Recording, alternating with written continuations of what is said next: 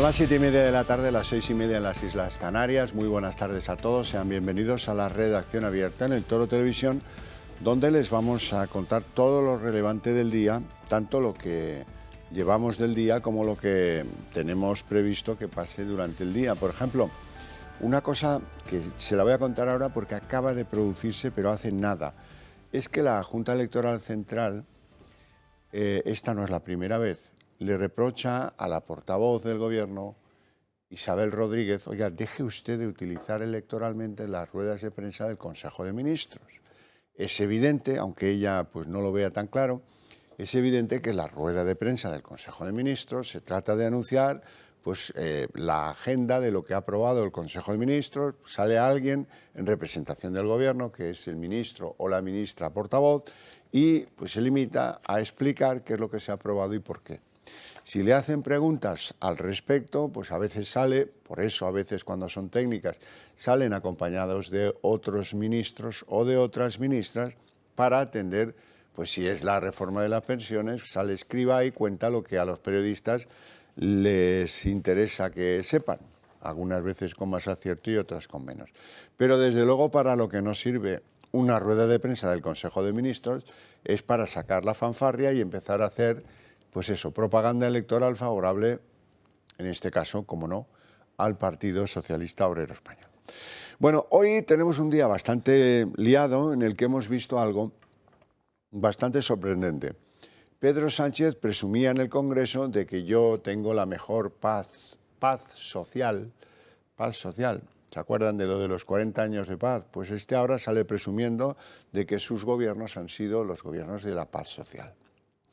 Bueno, luego hablaremos de lo que ha dicho y de la respuesta que merece, porque si hay un territorio en el que no hay paz social es el único territorio en el que el señor Pedro Sánchez ejerce de empresario, que es el sector público. El sector público, miren, está en llamas.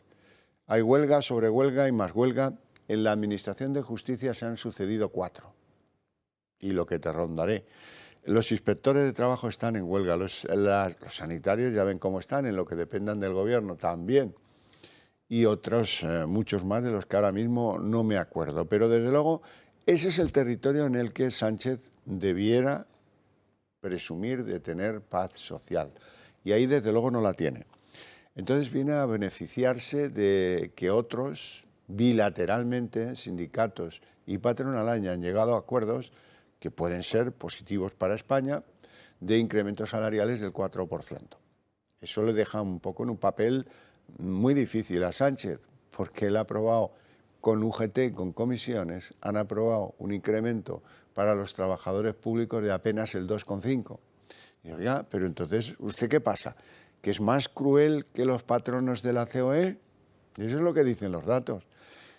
No me extrañaría nada que hubiera una huelga del sector público en intensidad, en toda su dimensión, porque no es muy aceptable pues que se llegue a ese acuerdo en lo privado y que Sánchez no suelte la gallina en lo público. Bueno, la paz social de Pedro Sánchez se fundamenta en algo muy interesante, que es cómo ha regado a los sindicatos y a las organizaciones empresariales adecuadamente para que, bueno, pues sean amables con ese proyecto político de un señor que está en la Moncloa y que, bueno, ahora lo vamos a discutir.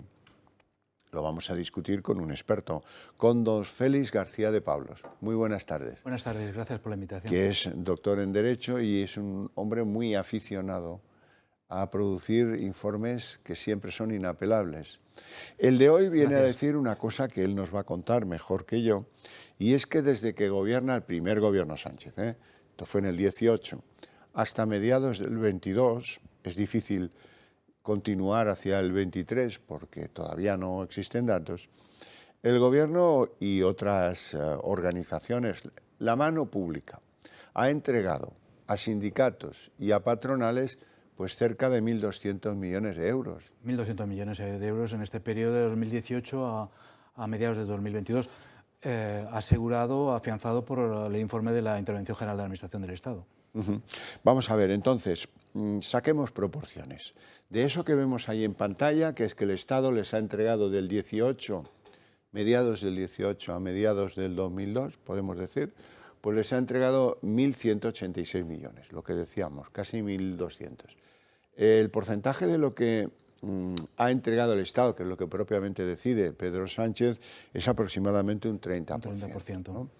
Las comunidades autónomas que llevan sus propios presupuestos y tienen sus dinámicas, sus inercias, etcétera, etcétera, entregan la parte mollar, el 60%. Todo esto, ¿verdad?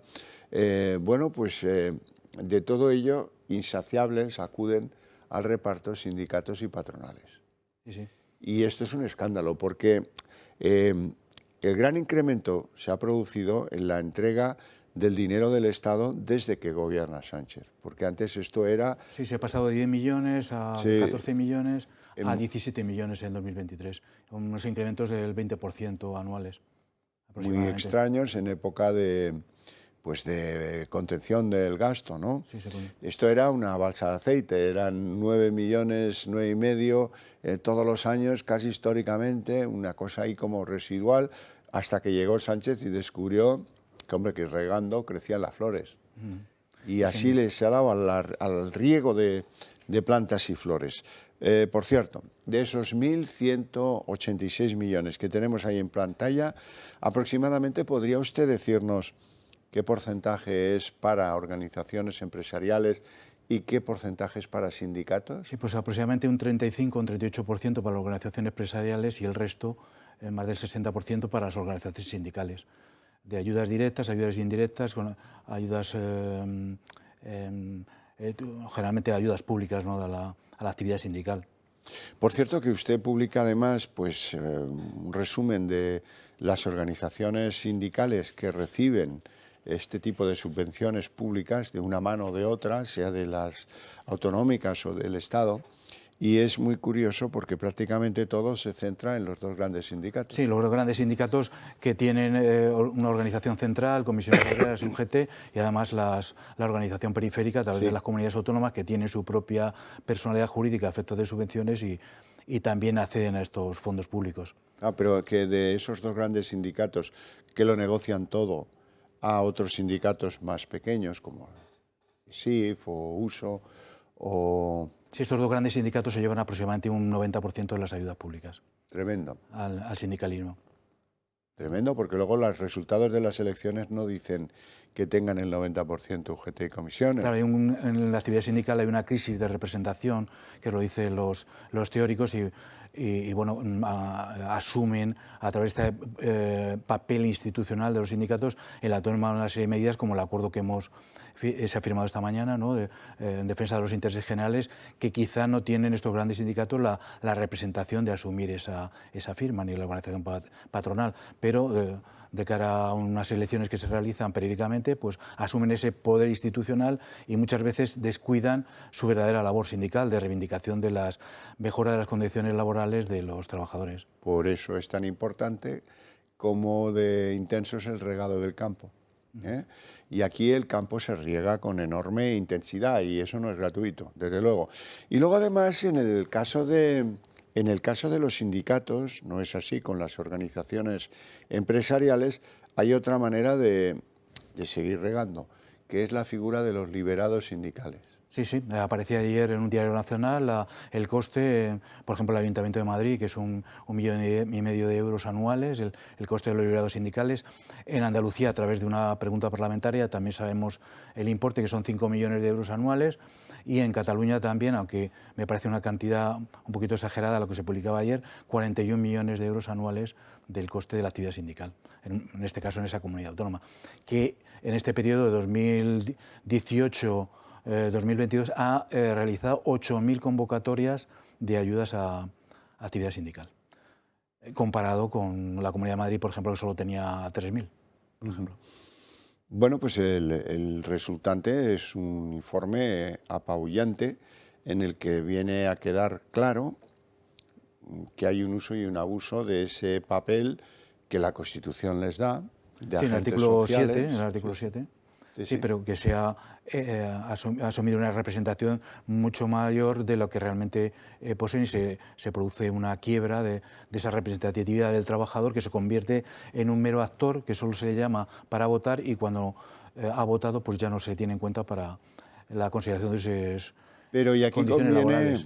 aquí conviene la opinión de un experto. Yo tengo claro que en Europa los sindicatos suelen financiar con la aportación de sus socios, casi exclusivamente, y que esto que en su día se arbitró en España porque no existían como agentes sociales, se les entregó patrimonio patrimonio inmobiliario del sindicato vertical, pues estaba bien para arrancar este asunto y estaba bien que se les empujase esa inercia que no tenían, porque no tenían prácticamente, o no tenían asociados suficientes. Y hoy hemos llegado a una cosa que es extraordinaria. Nadie sabe cuántos asociados tiene ninguno de estos partidos. Nos ha costado algunos dientes a los periodistas conseguir saber cuánto cobran los secretarios generales de las dos centrales sindicales, las llamadas organizaciones de clase. Vaya clase de organizaciones que no entronizan la transparencia y no sabemos cuántos asociados tienen. A lo mejor nos llevamos una sorpresa y tienen suficientes como para poder vivir sin subvención. Me temo mucho que no. No, es imposible. Hay un límite, una cantidad muy limitada de afiliados que pagan sus correspondientes cuotas porque el sistema no motiva a la afiliación sindical, sino que los convenios se firman y son aplicables a todos los trabajadores, estén o no afiliados, por lo cual se desincentiva el pago de la cuota sindical, claro. Ese es un motivo desde mi punto de vista, de desacuerdo para con ese eficientísimo, según Sánchez, acuerdo entre patronal y estas dos centrales sindicales que, bueno, promoverá, recomendará un aumento de salarios del 4%. Hombre, pues dejen ustedes que sean los convenios de cada sector, que parece que es más adecuado, ¿no?, que una recomendación general urbi et orbe para todo el mundo del 4%. A lo mejor pues el textil no va a poder, pero a lo mejor el comercio sí, o a lo mejor yo qué sé. Se llegan a grandes acuerdos a nivel nacional que no representan a los intereses de por ejemplo, de la pequeña y mediana empresa o del determinado sector territorial, y los expertos son partidarios de proponer unos acuerdos sectoriales o unos convenios provinciales que recojan la verdadera naturaleza jurídica o las necesidades de las empresas y de los trabajadores de un determinado sector, por ejemplo. Bueno, pues aquí tenemos, don Félix, un problema. Tenemos un problema porque lo que se da no se quita y además el año que viene van a pedir más, no van a pedir menos, eso es evidente. Sí, va a haber un incremento evidente de una serie de ayudas directas o indirectas que revierten en definitiva en el intento de conseguir esa paz social que hablaba el presidente del Gobierno en el Parlamento esta mañana. Sí, sí. Ahora bien, críticas a los sindicatos. No quieren ni oír hablar de los trabajadores que no tienen trabajo, los que están en desempleo.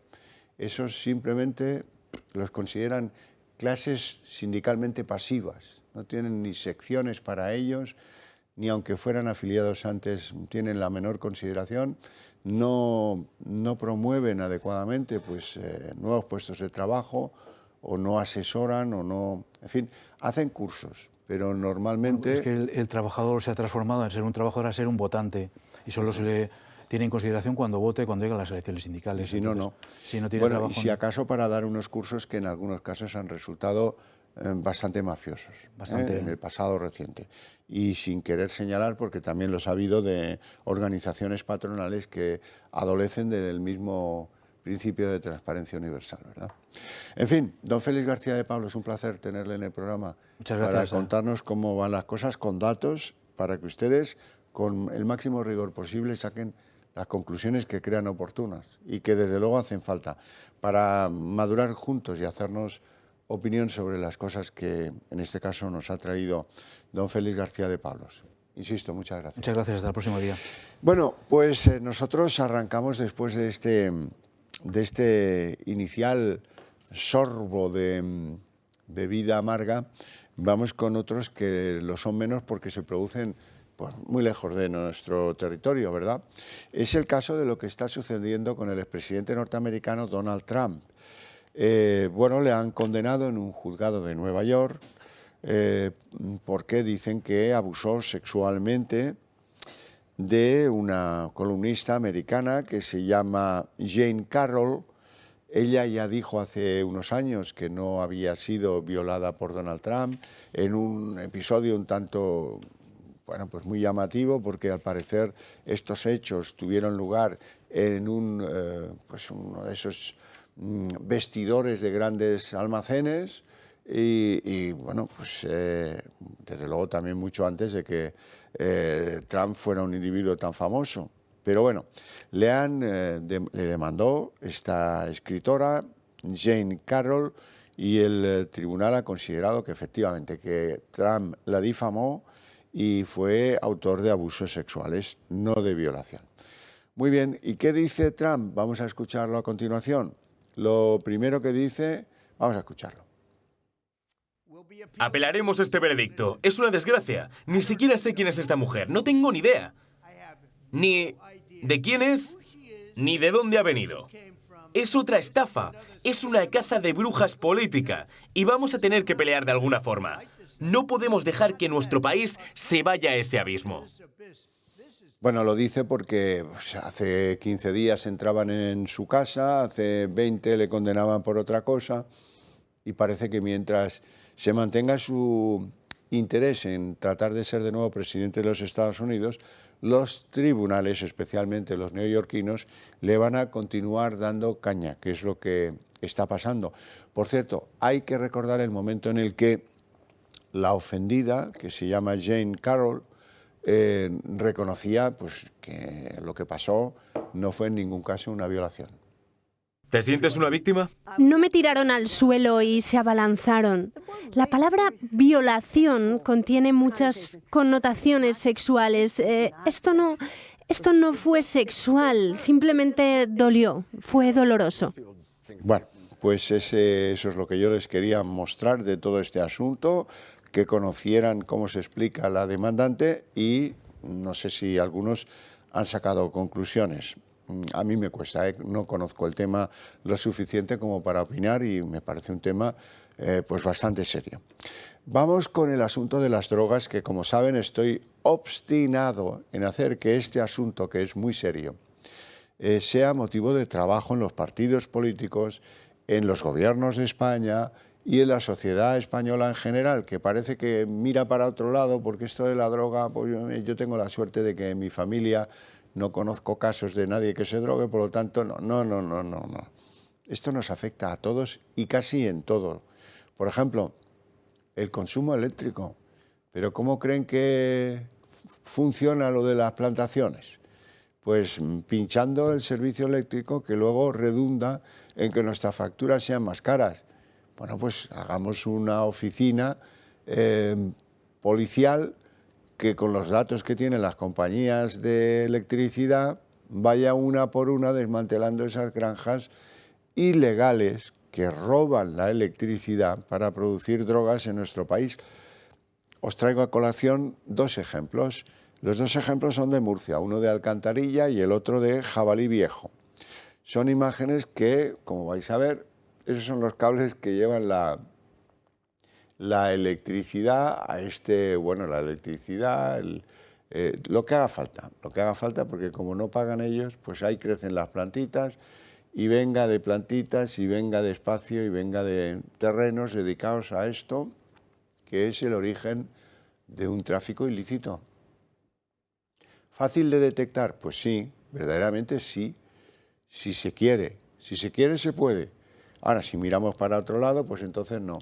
Entonces no vamos a poder. Es así de claro. Plantaciones de marihuana, ¿por qué tiene que haberlas en Alcantarilla y en Jabalí Viejo? Pues porque alguien pretende con ello lucrarse, claro, obviamente. Y ese alguien, ¿qué va a hacer después con ese dinero? Pues producir nuevos delitos. Y normalmente pues vamos viendo cómo se levantan ese tipo de negocios y cerca de ello vemos cantidades en efectivo importantes y armas.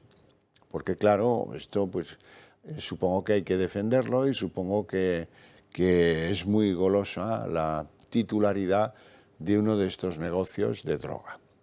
En Murcia, no estamos hablando de Ciudad Juárez. Bueno, y de Murcia nos vamos con otro asunto que no tiene nada que ver con la droga, a Cataluña, porque resulta que el gobierno catalán está obstinado en expropiar viviendas que no se ocupen en municipios que consideran tensionados. Y van a expropiar entre 50 y 70 pisos vacíos. Han fijado un justiprecio bastante ridículo a mi modo de ver, con el que pretenden compensar a los propietarios de esas viviendas si es que deciden pues tenerlas vacías. Curiosamente, esos precios que ofrece la Generalitat no creo que encajen con los 1.000 viviendas que la Generalitat pretende adquirir a bancos en territorio catalán. Bueno, vamos a continuación a ver un trabajo que hemos preparado para ustedes sobre este particular. La Generalitat de Cataluña es incapaz de resolver el problema de la vivienda. Primero planteó el tope de los alquileres, una medida que se tradujo en la caída de un 10% de la oferta y en la subida de un 7% de los precios de las viviendas más baratas. Ahora la Generalitat lanza un ataque directo contra la propiedad privada al expropiar viviendas. El gobierno de Esquerra Republicana expropiará entre 50 y 70 viviendas para el alquiler social en 14 municipios que han sido declarados como área de fuerte demanda. Así, el Ejecutivo arrebata inmuebles a sus legítimos propietarios, escudándose en la ley para afrontar la emergencia en el ámbito de la vivienda, que dice así. El Gobierno usa todas las herramientas a su alcance para dar respuesta a las familias en situación de vulnerabilidad y que no tienen respuestas. El objetivo es que viva gente en los pisos vacíos. La contraprestación que otorga la Generalidad a los propietarios es irrisoria. El presupuesto es de 5 millones de euros. Si finalmente son 70 las viviendas expropiadas, el importe que recibiría el propietario de media sería de 71.428 euros, muy lejos del precio de mercado. Además, la expropiación se llevará a cabo haya acuerdo o no. El proceso es el siguiente. El Gobierno envía el requerimiento al propietario dado que su inmueble lleva más de 2 años vacío. A continuación, este tiene un mes para demostrar que la vivienda está ocupada o en proceso de estarlo. Si no lo hace, en los próximos 3 meses se debe alcanzar un acuerdo económico para que la Generalidad se haga con el inmueble. Si no hay acuerdo, se procede a la expropiación urgente. Esta es solo la primera fase de las expropiaciones. El gobierno secesionista tiene en el radar 189 viviendas que cumplen con sus requisitos. En definitiva, la administración catalana fuerza a los propietarios a vender a bajo precio o a hacer frente a la expropiación en peores condiciones si cabe, con el fin de aumentar el parque de vivienda social. Bueno, y tenemos que hablar del agua en diferentes planos, porque el agua es un problema, está siendo un problema. Hay zonas pues tremendamente secas. De hecho, hay convocado el día de la apertura de la campaña electoral un consejo extraordinario de ministros del Gobierno para, dice, tomar medidas sobre lo que nos está impactando la sequía. Por cierto, que a ese consejo los de Podemos, los ministros del Gobierno que forman parte de Unidas Podemos, aseguran haber sido convocados por la prensa, que se enteraron por la prensa. O sea que sigue habiendo ahí una relación un tanto agria. Muy bien. Además de eso, hay otros planos de actualidad. Yo de uno me voy a alegrar especialmente por ese decidido extremeño que se ató a una cruz que confeccionó él mismo y que aseguraba que de ahí no se quitaba si no había garantías políticas de que se iba a mantener la presa de Valdecaballeros, una presa que se hizo pues para enfriar una central nuclear que al final no se llevó a cabo y de la que pues viven algunos pueblos del entorno. Hoy dice la ministra de Transición Ecológica, esta señora con ese aspecto terrorífico, Teresa Ribera, dice que va a ser posible mantener la presa de Valdecaballeros, con lo cual me alegro por ese ciudadano que demostró pues un nivel de arrojo y de decisión extraordinario. La presa de Valdecaballeros no almacena agua. Aguas arriba de estas infraestructuras se construyó una ataguía para desviar el río Guadalupejo. Se mantiene y retiene en forma de pequeño embalse una cierta capacidad y seguiría funcionando aunque no existiera. Y con todo estamos hablando con la Junta de Extremadura porque si quieren mantenerla para otros usos, cosa que es perfectamente posible, hay que ver el modo en el que se hace. Pues es la única vez que he visto a la señora Ribera un poco dialogante.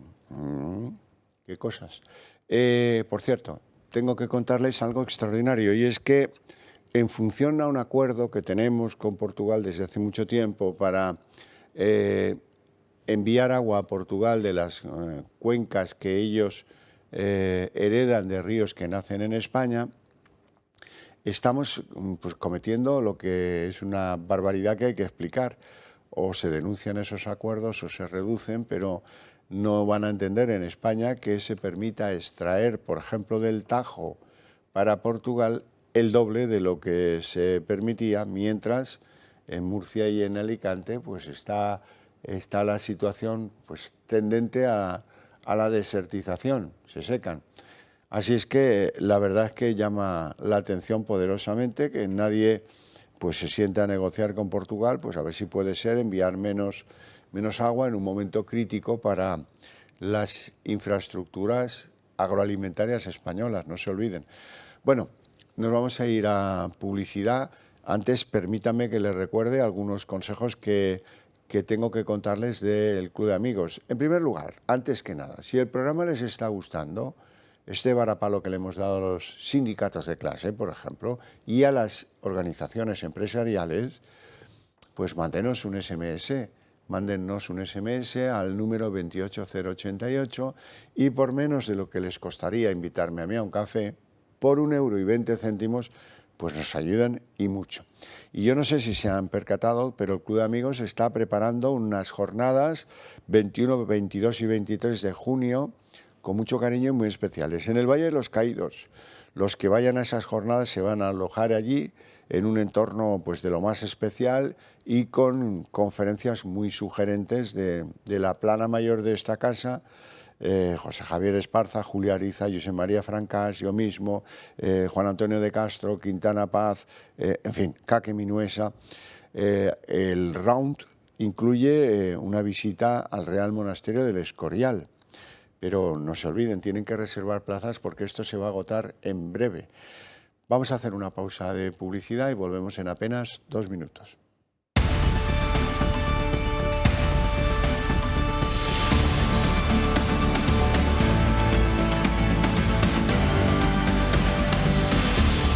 Seguimos a vueltas con el tema de la sequía. El Gobierno calienta motores para ese Consejo de Ministros extraordinario del que nadie ha informado a los de Unidas Podemos, por cierto. Vamos a verlo.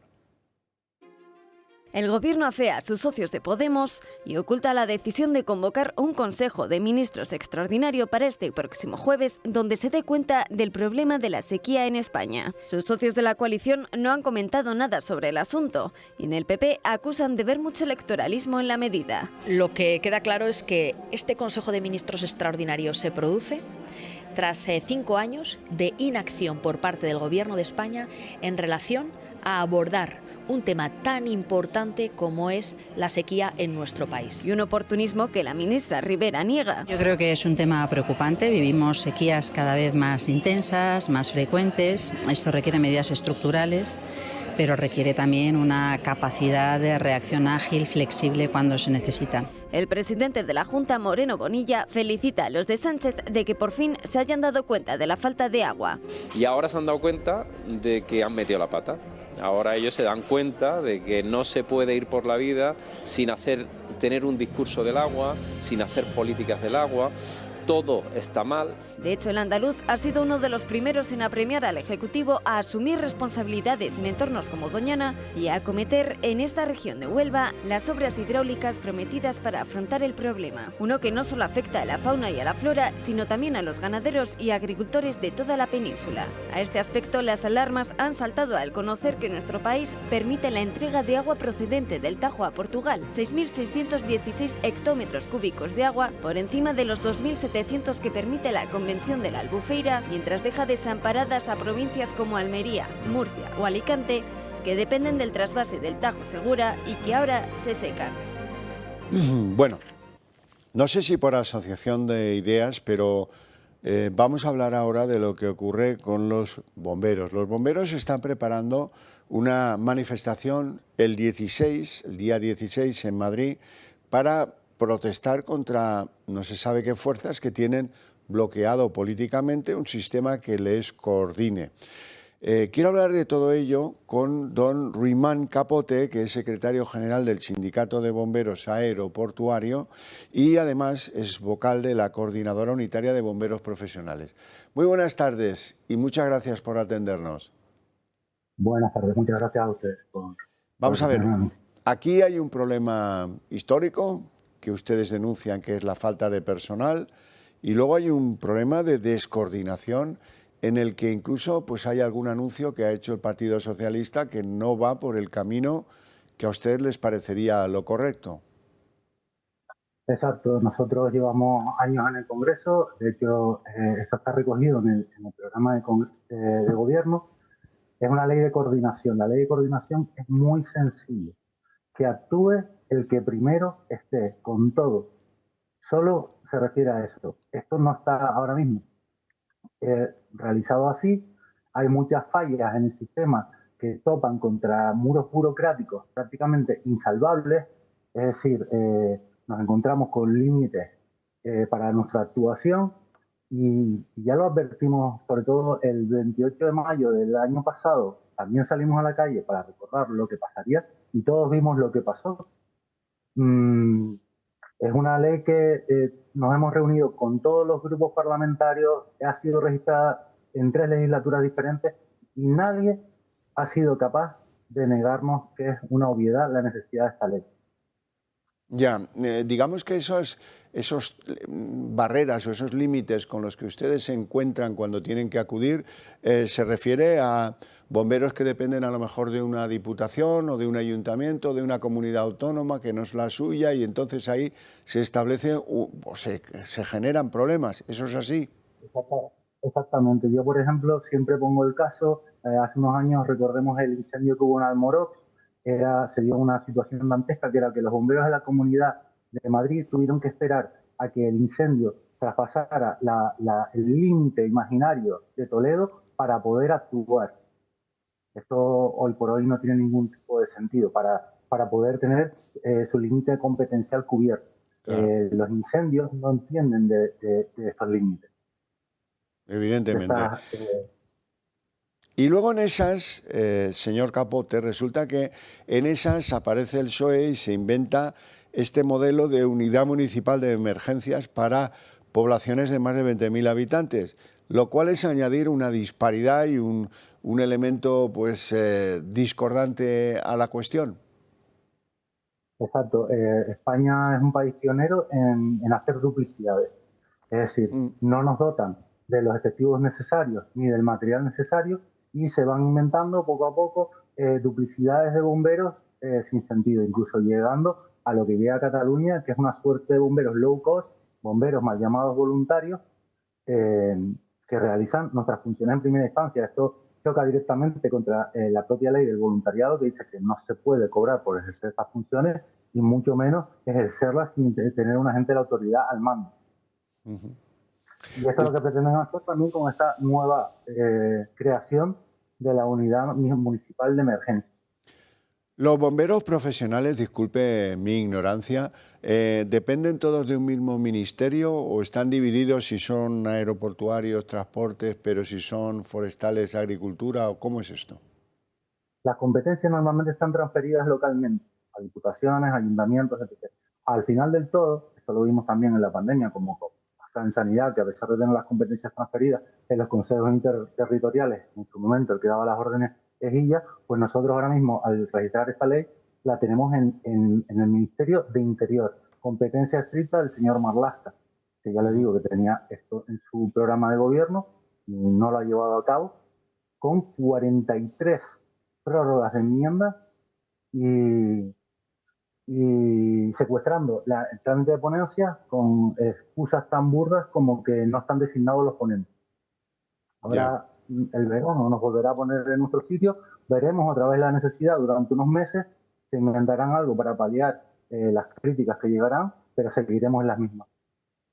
Ya. Hábleme de esa manifestación que prevén para el día 16, más o menos por dónde se va a celebrar, más o menos a qué horas. El 16 de mayo a las 16:30, salida desde el Parque del Oeste en Madrid, y llegaremos hasta el Congreso, pasando por Ferraz, que es una visita obligada, porque ya le digo que el ministro Marlaska parece ser que nos tiene bloqueada esta ley y por lo menos hay que hacérselo llegar, ya que no nos ha querido recibir en toda la legislatura, utilizando todos los canales de comunicación posibles, jamás ha querido recibirlo. Pues no sé, déjeme que le haga una broma, que le veo muy serio. Si pasan el día 16 por Ferraz, dejen un retén, porque me parece que el día 28 por la noche va a haber algún incendio ahí. Lo digo por las elecciones, ya sabe usted por qué lo digo, ¿no? Bueno, Ruimán, muchísimas gracias por atendernos y encantados de escuchar vuestras reivindicaciones. Solo me gustaría decir una cosa, si puedo. Claro. Recuerden que nosotros, esto no es una ley que busque mejoras económicas ni nada, esto es una ley que es los bomberos para la ciudadanía, solo una ley para actuación. De hecho, una ministra en un momento dado me dijo, son el único colectivo que conozco que está luchando por trabajar más, por ejercer su profesión, su vocación, que nuestra vocación no olvidemos que es la de salvar vidas. Solo pedimos que sea más fácil. Muchas gracias. Gracias a ti. Un abrazo. Bueno, hemos de continuar nuestro programa. Precisamente ese descontento de estos bomberos que son funcionarios de la Administración Central encaja con otros múltiples fuegos que tiene abiertos Sánchez en otras áreas de la Administración Pública. Por ejemplo, los funcionarios de justicia acaban de anunciar huelga indefinida a partir del 22 de mayo. Se van a unir a la que mantienen jueces y fiscales para el día 16. Los inspectores de trabajo, los inspectores de Hacienda, lo que depende del gobierno en sanidad, que también está en huelga, o ha estado en huelga en varias comunidades autónomas. La cuestión es que en todo lo que depende del gobierno, pues no parece que haya una paz social de la que presumir. Y sin embargo, pues ahora van a escuchar al presidente del gobierno, Pedro Sánchez, como hoy presumía, de que tiene la paz social más grande que nadie tiene en Europa. Casi tiene 40 años de paz, que decía Franco hace muchos años ya, pero algunos todavía nos acordamos. Vamos a escuchar presumir a Sánchez de su paz social. Hoy, precisamente, los agentes sociales, los empresarios y los trabajadores van a firmar un acuerdo salarial muy importante. Y además hay que escuchar lo que dijo el presidente de la COE, el señor Garamendi, ayer en uno de los principales medios económicos del país, que subrayó que iba a haber paz social hasta el año 2025. Lo hay porque hay diálogo social. ¿Y por qué hay diálogo social? Porque este Congreso, a propuesta del Gobierno, aprobó una reforma laboral que recuperó el diálogo social que ustedes desmantelaron con su contrarreforma. Vamos a ver. Si hay un acuerdo, es bilateral entre la patronal y los principales sindicatos para que, a modo de recomendación, se suban los salarios un 4%. En donde Pedro Sánchez manda, que es en la administración pública, esos mismos sindicatos paniaguados porque han escuchado lo que se llevan ellos y las patronales desde que manda Pedro Sánchez antes, 1.200 millones de euros, desde el 18 hasta el 22 junio. Bueno, pues sepan que donde manda Sánchez, lo que se aprobó no era el 4% de lo que ahora se muestra tan ufano, era el 2,5% para los funcionarios. ¿Y ahora qué? Ahora pues no hace falta ser un genio para imaginar que esto se lo van a hacer pagar. ¿En forma de qué? Pues probablemente de alguna huelga de los trabajadores públicos más global, no fragmentada como hasta ahora. Bueno, vamos a ir a publicidad, pero antes permitidme que os recuerde que en el Club de Amigos están pensando ayudaros a formular algún regalo que tengáis previsto hacer. Por ejemplo, si hay algún Isidro o Isidra en la familia, pues eso está al caer. Relojes automáticos, los del Club de Amigos. Aquí los tenéis, son muy bonitos, los hay para hombre y para mujer, tienen cristal mineral recubierto de zafiro, son de acero inoxidable, se pueden sumergir hasta 100 metros, se cargan de manera natural con el movimiento de la muñeca. Y ahora viene la parte que a mí me fascina. Si os quitáis el reloj y le dais la vuelta, resulta que hay una especie de ventana que permite ver cómo la maquinaria está funcionando y cómo permite que por la cara normal pues veamos la hora y todo el detalle de pues, los segundos, etcétera, etcétera. Eso antes era un privilegio de los relojeros, ahora está al alcance de cualquiera de vosotros. Nos vamos a publicidad.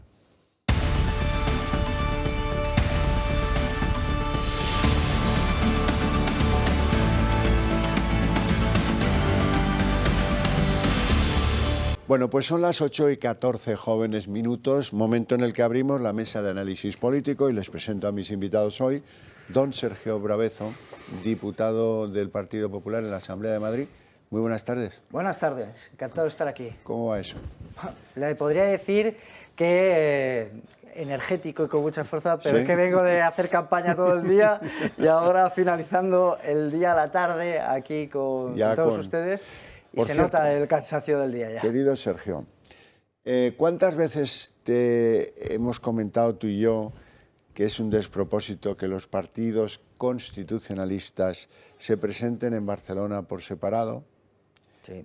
Innumerables, ¿verdad? Sí. ¿Cuál es el resultado de no hacerlo? Pues lo que está pasando ahora, que de los 4 que hay, 3 se van a quedar fuera del ayuntamiento. Es una verdad. Si acaso entrará uno solo, si acaso entra, que pudieran quedar todos fuera del ayuntamiento, siendo que, a la vista de las encuestas, si hubieran acudido, la vanidad lo hubieran dejado a un lado y hubieran acudido juntos, pues hubieran tenido probablemente un 16% del voto y probablemente serían la segunda fuerza. Uno de los grandísimos problemas fue cómo se gestionó el personaje de Valls en Barcelona, en la ciudad de Barcelona concretamente. Sí. Fue un verdadero desastre cómo se lo gestionó en ese momento, tanto el propio candidato en ese momento como luego Ciudadanos, y eso que comentaba, que era lo lógico, que los constitucionalistas, los españolistas estuviéramos unidos, pues al final daña las expectativas de aquellos que defendemos España. Sí, y tal como dicen las encuestas, no llegan al 5%, con lo cual pues es posible que Valens, Ciudadanos, Partido Popular y Vox pues se queden fuera del ayuntamiento. En fin. Don Luis Suñer. Muy buenas tardes. Economista y además personaje impulsor de los que pesan en Acción Liberal. Bueno, no sé si de los que pesan, al menos un disciplinado miembro. Disciplinado miembro sí, de esa complicada orden, ¿verdad? Sí, sí, bueno, sí. Vamos con lo que vamos. Me gustaría empezar con un tema, yo creo que por respeto se lo debemos a las víctimas del terrorismo, y es que, pues ya saben ustedes que Covite, ayer lo comentamos aquí, denunciaba que hay en las listas de Bildu 44 etarras, miembros de la organización terrorista ETA. Lo veíamos ayer, pero hoy hemos conocido más detalles. Resulta que hay 7 condenados por delitos de sangre. Es decir, que hay 7 que empuñaron o hicieron estallar y se ha comprobado, se ha podido demostrar y se les han imputado los cargos correspondientes y las condenas correspondientes y ahora van a aspirar a ser miembros electos, algunos incluso de las mismas localidades en las que produjeron sus atentados, es decir, mataron, asesinaron. Claro, al gobierno le han reclamado por este tema y el gobierno huye como si estuviera siendo invadido el país por los nazis. Algo parecido a eso se ha visto hoy en el Congreso, donde, por cierto, el único que ha dicho algo, pues hasta cierto punto, pues no convence mucho, pero ha sido Patxi López. Dice, no me gusta, y se marcha pues como avergonzado. Todo lo demás, huir, callar o mentir. Vean. Sánchez calla. Yo comprendo su frustración, la comprendo, pero no comparto su estrategia de descalificación y de insultos. Y no se inmuta por el gesto de Bildu, uno de sus socios preferentes esta legislatura, de incluir a terroristas en sus listas electorales del 28M. Yo, desde luego, no voy a utilizar jamás el drama del terrorismo para dividir a la sociedad, tampoco para enfrentarla. Se han cumplido 5 años desde la disolución y la desaparición definitiva de ETA. Partido el de Otegi, que en el hemiciclo han recordado que ni se ha arrepentido ni pedido perdón a las víctimas por sus actos. Que Vox tenía razón, aunque quizá nos habíamos quedado cortos. Cuando nosotros decíamos que eran filoetarras, y aquí se nos ha quitado la palabra, aquí se nos ha censurado por decir que son filoetarras, nos hemos quedado cortos porque realmente los de Bildu son etarras. El portavoz de los socialistas, Patxi López, admite que no le gusta. No voy a valorar, no me gusta nada. López, además, figura que ha sido la que más ha justificado dentro del Ejecutivo sus pactos con la formación Abertzale. Sus socios de la coalición de Podemos, junto con los de la Esquerra, aplauden la noticia. Bildu es un partido democrático que elige sus listas por los procedimientos que ellos consideran oportunos y no tengo nada más que decir. Lo que no es opinable, y es pura información, es que ETA no existe hace más de una década. Al final yo creo que la izquierda Abertzale, guste más o guste menos, es una fuerza importantísima en Euskadi, en Euskal Herria, y hace política. Aunque eso sí, han sido varias las ministras de Sánchez que han reaccionado a la carrera en los pasillos del Congreso para no opinar sobre el asunto ante los medios. El líder de los populares, Núñez Feijóo, lo ha dejado claro. El presidente del Gobierno no puede, la presidencia del Gobierno no puede descansar en un partido como Bildu. Ahondando en la idea de que este supone un motivo más para derogar un sanchismo a los que ya ni los tiros en la nuca les son suficientes para decir basta. Es que una cosa es, bueno, pues que sea un partido que está en las instituciones y se haya aceptado eso que para algunos es inaceptable. Otra cosa es que pongan a competir en municipios donde han generado el terrorismo, donde votan las familias de los fallecidos. ¿Qué sensibilidad es esa? ¿Qué maneras de hacer son esas? ¿Qué dirán de nosotros nuestros nietos cuando lo lean en los libros de historia? Absolutamente incomprensible, absolutamente doloroso. Aquí lo que estamos viendo es que ETA político-militar ha ganado. Recuerde que ETA estaba dividido en dos, ETA y ETA político-militar. El primero acabó con el segundo porque quería entrar en las instituciones y quería finalizar con parte de ese terrorismo. Bien, ahora lo que estamos viendo es que están siguiendo ese mismo camino. Y es incomprensible, es intolerable, es inadmisible que dentro de una institución vaya a tener representantes que han matado y ya están condenados y sentenciados por pertenecer a banda terrorista. Es decir, que ¿cómo alguien va a votar libremente si sabe que los representantes, que el partido que tiene enfrente ha estado matando hace pocos años atrás, ha matado a su vecino? Claro, es que mire, las palabras de Irene Montero son asquerosas, literalmente. ¿Cómo que esto es democracia y aquí no ha pasado nada? A mí me gustaría, y por si lo ve, la señora Irene Montero, que tenga una conversación con Daniel Portero y que le explique lo que pasó a su padre y cómo le pegaron un tiro y lo dejaron en medio en la puerta de su casa. De su casa. Bueno, que se lo explique y le explique las miles fiscal de Málaga. De situaciones con las que vive, porque digo que vive todavía, las víctimas del terrorismo. Es absolutamente lamentable. Esto es una provocación, descaradamente. Dice, ¿cómo que no podemos? ¿Cómo que no podemos? Si ahora mandamos más que nunca, si este tío aprueba los presupuestos gracias a nosotros, ¿cómo que no podemos? Tan envalentonados, claro. ¿No, Luis? Bueno, yo estoy completamente de acuerdo con Sergio. En principio hay que recordar que el señor Sánchez, ¿no?, pues es aliado, ¿no?, de este partido, ¿no?, que está compuesto, y ya se ve en sus listas, ¿no?, de personas que o han matado o han colaborado para que se mate. Efectivamente, o sea, los representantes, ¿no?, públicos que queremos que gestionen el bien general de todos, pues necesitan ser personas que al menos moralmente, ¿no?, pues tenga cierta altura. Es decir, si yo soy un asesino, pues prácticamente me incapacita, ¿no?, para representar los intereses de los demás. Debería ser así. Claro. ¿Y qué pasa? Que al final estaría interesante una lista de un partido con 44 condenados por tráfico de drogas. Pues, aunque hayan cumplido su condena, creo que no lo aceptaríamos. ¿No? Pero fíjense la situación en la que estamos. Una persona acusada, todavía no sentenciada, sobre un delito de violencia de género, tiene que dejar su acta y es, vamos, sentenciado públicamente, condenado por todos los partidos políticos, por toda la audiencia, por toda la ciudadanía. Y todavía no repuesto en su cargo, caso de ser inocente. Exacto, que ha pasado, que eso ha sucedido. esa persona, como acusado en un caso de violencia de género, tiene que salir automáticamente fuera de las instituciones, mientras que un asesino condenado es aceptado dentro de las instituciones. Y eso lo dice y lo defiende Podemos, y lo defiende Esquerra Republicana. Pero ¿se puede ser más sinvergüenza? Esto es intolerable, absolutamente intolerable. ¿Cómo yo voy a tener entonces una conversación de tú a tú en un parlamento con un tío que sé que ha matado a gente? ¿Pero alguien está pensando? O en un pleno de un ayuntamiento en un valle de estos que han sido complicados en el País Vasco. Bueno, no todo es pena en materia del terrorismo etarra, porque tengo que contaros algo que acaba de producirse esta misma tarde y es bastante positivo, entiendo yo.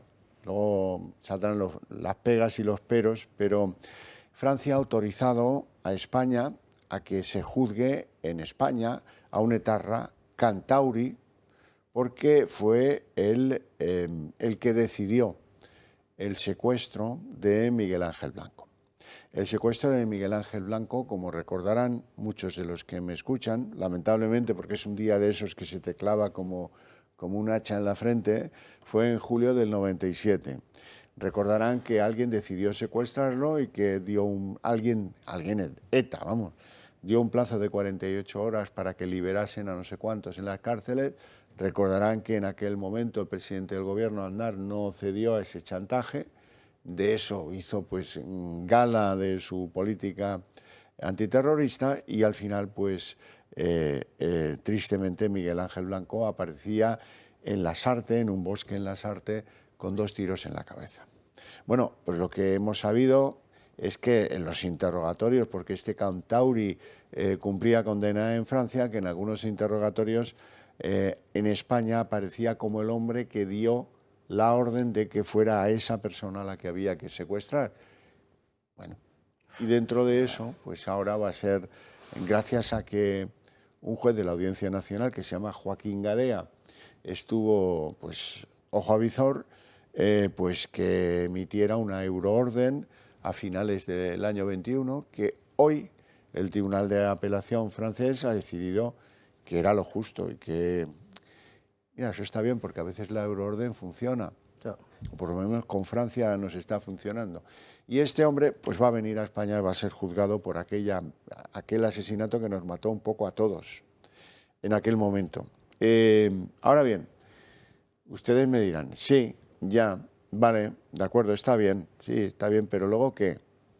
¿Saldrá por una puerta a las cárceles vascas y de ahí hacerle un homenaje a Kantauri en su pueblo? Pues no puedo garantizarles que no sea así, porque así es como funciona este gobierno, blanqueando a los asesinos de la ETA.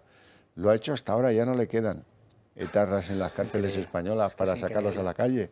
Pues así que entre pues uno más, ¿no?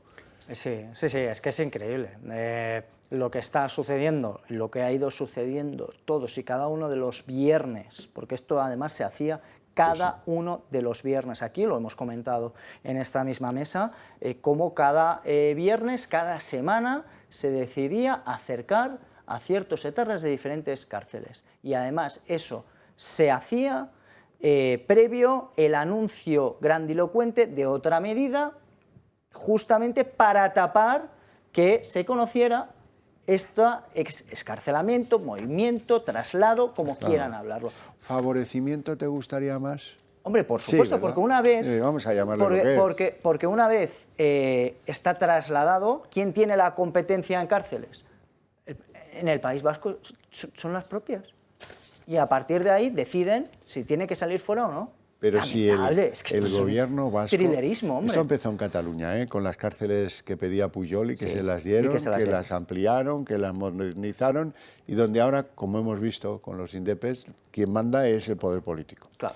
Por eso pedían las competencias. Ahora bien, lo del País Vasco es que es de cachondeo, porque han quitado centenares de presos comunes que tienen el mismo derecho a estar cerca de sus familias en el País Vasco. Los han quitado para alojar a los etarras, porque no están por construir nuevas cárceles o ampliar las que tienen. Y efectivamente estarán preparando o eligiendo a uno nuevo, ¿no? Algún delincuente común que van a enviar fuera del País Vasco para alojar a este personaje. Yo la pregunta que me he hecho directamente es esa misma, es decir, ¿qué va a ocurrir a partir de aquí? ¿No? Pues habrá un juicio, se le sentenciará a miles de años, ¿no? Y luego para finalmente acabar en una cárcel del País Vasco y un viernes cualquiera como en su casa. Y además con el consabido homenaje por parte de este partido del que hemos hablado hace un momento. Qué poca vergüenza. Bueno, volvamos al recorrido, digamos, menos importante de la vida pública, que es la política entendida como lucha partidaria, etcétera, etcétera. Resulta, y esto es interesante que lo sepan, resulta que Emiliano García Paje se ha convertido en un enemigo en Moncloa y en Ferraz, en los dos sitios, en los dos sitios donde manda Pedro Sánchez se ha convertido en el enemigo a batir. Y bueno, van a ver por qué, porque claro, esto de ser un díscolo se paga, y este ha sido un díscolo en 4 o 5 cosas, sobre todo últimamente, en las que mucha gente le da la razón a él y se la quita a Sánchez. Ferraz da un toque de atención a Emiliano García Paje. Advierten al presidente manchego que podría perder el gobierno tras enfadar a los votantes por sus críticas constantes a Pedro Sánchez. Y es que en los últimos meses Paje no se ha andado con pelos en la lengua y ha dejado poco margen a la interpretación. Que me declaro totalmente autónomo, incluso de mi partido. Autónomo, sí, autónomo para tomar decisiones. Porque yo sí puedo decir con tranquilidad que soy autónomo respecto de quien esté en Madrid. Ha criticado duramente los pactos que llevaron a Pedro Sánchez a la Moncloa e incluso las medidas más polémicas que se han decidido bajo su mandato, desde la derogación del delito de sedición y la rebaja de penas de la malversación. Soy muy contrario a la decisión del gobierno. Ni considero que sea de izquierdas apoyar los privilegios territoriales. Eso es desigualdad pura y dura.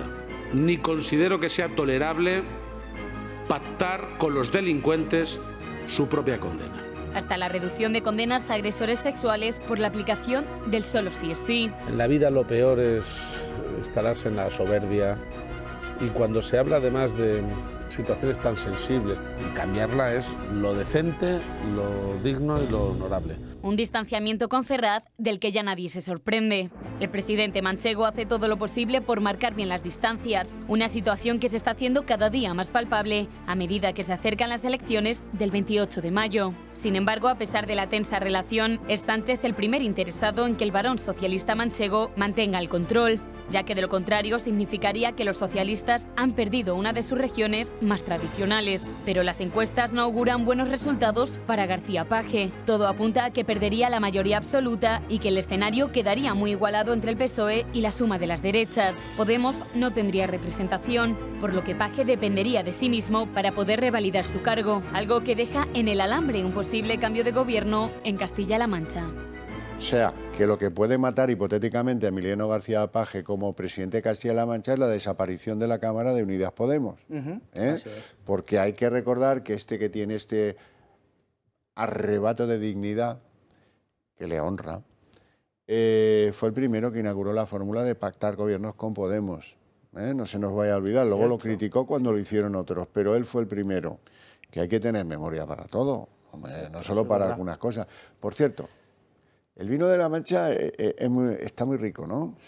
Está muy rico, ¿no? Lo digo porque alguno cree, no digo yo no lo creo, pero alguno cree que algún aliviadero ha tenido Emiliano García Paje en Talavera de la Reina cuando presentaba a Tita García. Tita García, los socialistas van de Tito a Tita. Esta es la alcaldesa de Talavera de la Reina y hay que ver, pobre criatura, qué mal se lo hace pasar Emiliano dándole besos, abrazos y cumplidos.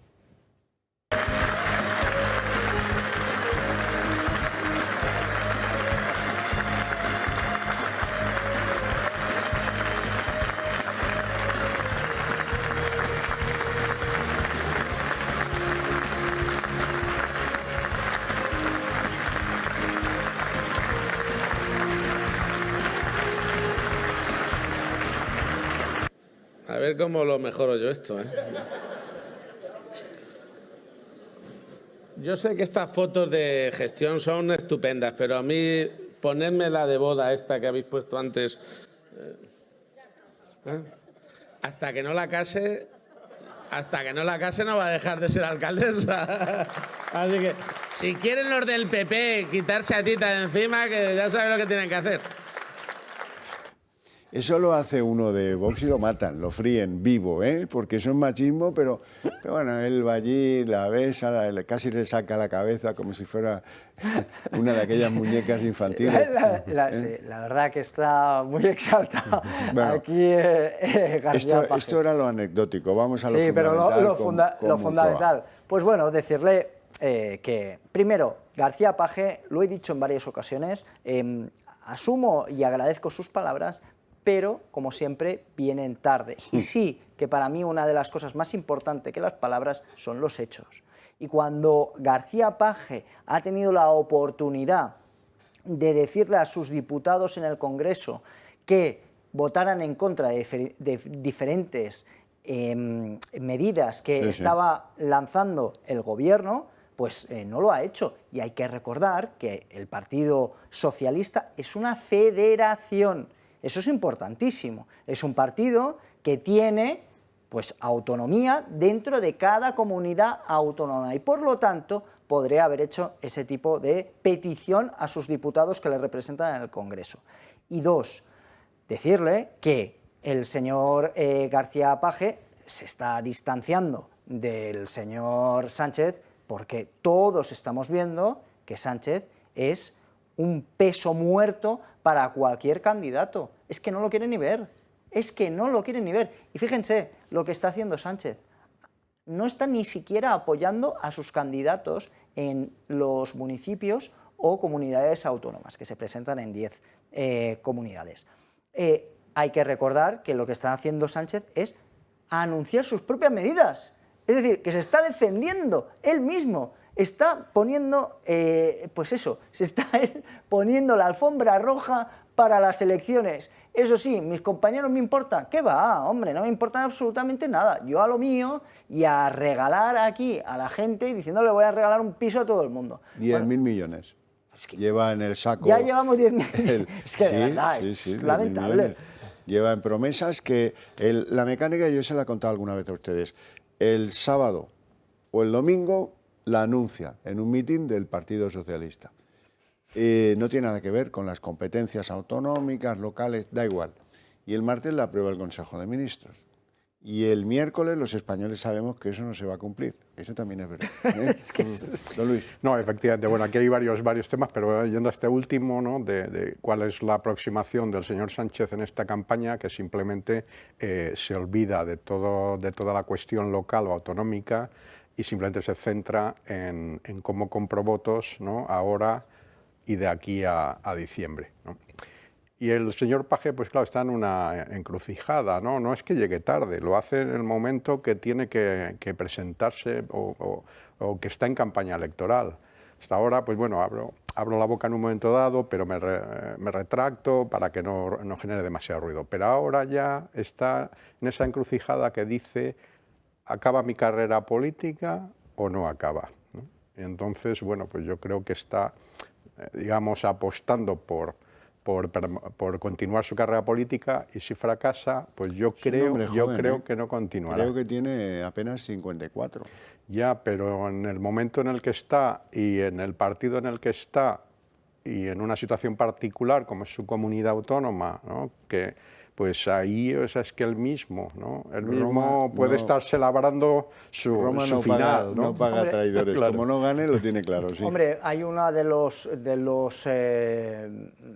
rumores y dimes y diretes, que seguramente todos ustedes habrán escuchado también, es que el señor Paje es uno de los candidatos más importantes para sustituir a Sánchez en el momento que se vaya. También ahí viene Lastra, quien era otra de las candidatas en este caso, ahora ya, sí, totalmente de acuerdo con usted, es que no han visto la cara de nuestro presentador, pero ha sido muy representativo. Era una de las personas que podía hacer frente al señor Pedro Sánchez en el caso, o en unas elecciones internas, o sustituirlo, o remover las bases para alzar la voz en contra del señor Pedro Sánchez. que, hombre, en algún momento pasará, porque todos sabemos que van a perder diferentes gobiernos. Y eso es esencial en política. Un partido grande lo que tiene es estructura, tiene ayuntamientos y tiene comunidades autónomas y gobierna. Cuando ya no tiene eso, es que el señor Pedro Sánchez, el primer toque que le va a dar los españoles va a ser en comunidades y ayuntamientos. Eso es muy fuerte. Eso es romper con la estructura interna de un partido. De lo que ha sido ese partido históricamente, claro. Bueno, Adriana Lastra, dice usted. Sí, así es. Tiene noticia. Eso no será hasta la desaparición definitiva del Partido Socialista. No creo que sea... Si hay alguien más, seguro que llega antes. Bueno, perdón. Sí, no, solo quería apuntar respecto a la sucesión de Sánchez cuando tenga que ser. Y yo no veo a Paje sucediéndole mientras haya primarias. Porque en unas primarias, en un Partido Socialista, votan los más ideologizados y no los más pragmáticos. Entonces veo más posible que Adriana Lastra dirija al Partido Socialista que a Paje, si hay un proceso de primarias. Ay, Adriana Lastra, qué decepción tengo yo con esta muchacha, porque fíjate, lo voy a decir para que se entienda el comentario, las personas que más intercambian información, que más conocimiento tienen en una pequeña población sobre casi todo, las finanzas, los problemas municipales, cómo vive la gente, si le llega el dinero, si le falta, tal, son los peluqueros y las peluqueras. ¿Por qué? Porque es ese ámbito en el que tenemos confianza. La gente no va a la farmacia a charlar, va a la peluquería a charlar, sobre todo las de señoras. Bueno, pues qué poco mundana es Adriana, siendo pues la hija de la peluquera de Ribadesella, que todo hay que decirlo, por si alguien cree que no es despectivo en absoluto, ¿eh? Es al contrario, que le falta pues, eso que es pues como el que se ha criado en un bar. El que se ha criado en un bar tiene una rapidez velocidad, que no tiene otro que no se haya criado en un bar. Y lo digo con absoluto respeto y cariño, más que respeto, incluso cariño. Bueno, hay que ver, ¿se acuerdan ustedes de los episodios de los gigantes en La Mancha con Don Quijote? Vaya trompazos les daban las aspas de los molinos, ¿verdad? Pues eso le pasa a la vieja Europa, que aún vieja, aún podrida con lo de la chapa de la Agenda 2030 y todo lo que quieran, de vez en cuando a España le da un mazazo que pa' qué.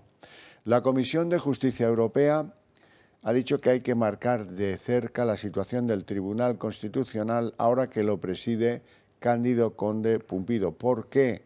Porque creen que va demasiado deprisa con tumbar recursos de la derecha, de unos o de otros, y eso da igual, para validar algunas de las leyes en peligro más polémicas y más ideológicas del gobierno de Pedro Sánchez.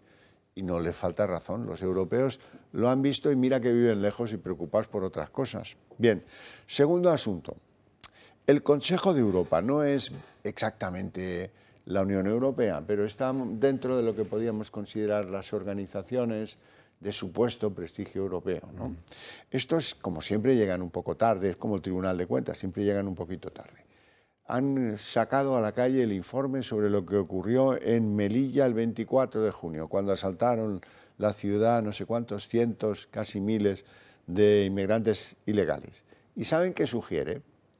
El Consejo de Europa, institución imperturbablemente democrática. Lo que tendría que haber hecho España después de esto es cortar relaciones y suspender sus acuerdos con Marruecos, porque esto lo han consentido, lo han propiciado los marroquíes. Lo que pasa es que, como todo esto llega tarde, pues no tiene ningún valor expeditivo, porque ahora ha cambiado tanto la cosa. Sánchez ha regalado el Sáhara y ni siquiera así tenemos paz, ni en Ceuta ni en Melilla, por ahora. Pero son dos buenos golpes de las aspas del molino europeo a fin, algunas de las cosas que aquí nos tragamos sin digestión. Nos las tragamos porque sí y porque nos las cuenta el amigo Pedro Sánchez. Bueno, estas son las consecuencias de no tener una política exterior coherente, no hablar con tus socios, esconder información, que esa es la peor de las partes. no saber por qué uno cambia de política de alianzas tradicionales de un día para el otro. Denunciar en rueda de prensa que ha sido espiado el móvil del presidente. Y además se habla con qué programa se ha hecho, cómo se ha hecho. Incluso se insinúa que lo ha hecho en Marruecos. Y se deja entrever que lo ha hecho Marruecos. Después sabemos que, a pregunta en Congreso de los Diputados, directa al señor Sánchez, cuando se le preguntó, ¿usted ha destituido a la señora Laya, exministra de Asuntos Exteriores, por petición de Marruecos? Y el señor Sánchez fue incapaz de contestar a esa pregunta.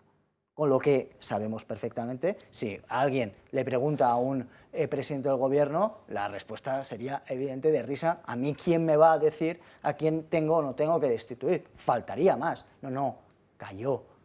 Bueno, pues este tipo de cosas que va a ir increciendo va a ser debido a esa política desastrosa que tiene el señor Pedro Sánchez a nivel internacional. Que al final terminaremos llamándole con un adjetivo que algunos utilizaron desde el primer minuto, no en esta casa, que se llama chantaje. A lo mejor es que el presidente del gobierno ha sido chantajeado por una potencia extranjera. Es una explicación plausible, pero no comprobada. Sí, a lo mejor esa es una explicación. Lo que sí entiendo, porque el Consejo de Europa está tratando el tema, si no me equivoco, de las devoluciones en caliente. Entonces, estas que se han producido a lo largo del tiempo, pues cada vez es un problema mayor, puesto que ya hay asaltos a la valla muy numerosos. Entonces, no se puede ser, ¿no? Decir, mira, yo defiendo, ¿no?, la paz mundial y todo el mundo es bueno, y etcétera, y luego por detrás, ¿no?, estar ejecutando, ¿no?, devoluciones en caliente, que donde no aseguras que la otra parte, que es Marruecos, no, digamos, pues no maltrate o no cause daño sobre las personas que devuelves. Y yo creo que ahí es donde está el problema. ¿Las devoluciones en caliente son buenas, malas? Bueno, es un problema de que, bueno, las fronteras deben ser protegidas, sí o no, ¿no? Pues yo en particular creo que deben ser protegidas. Pero creo que en este caso es un problema de relación con Marruecos que uno esconde, ¿no? Y como puede estar, digamos, chantajeado por múltiples temas, pues esto han tratado de esconderlo, ¿no? Y el señor Marlaska ha evitado, ¿no?, que se conociera. Bueno, don Sergio, yo pensé que después de que Alberto Núñez Feijóo dijera gratuitamente, porque él quiso, a los políticos les escriben los discursos pues otras personas, y esto somos capaces de entenderlo. Claro, cuando esas personas aportan conocimientos al discurso que el que tiene que pronunciarlos ignora, se producen incongruencias. Me refiero al momento en el que Feijóo hablaba de Bruce Sprinter, lo dijo 2 veces, Bruce Sprinter. Bueno, pues es una tontería, no tiene mayor importancia. Yo pensé que este topetazo con el rock and roll, que dio tanto que hablar, pues dejaría al Partido Popular bastante alejado del sector musical. Sin embargo, hoy nos encontramos a Isabel Díaz Ayuso, protagonista bailonga de un spot que va a ser el del Partido Popular, que vamos a ver a continuación.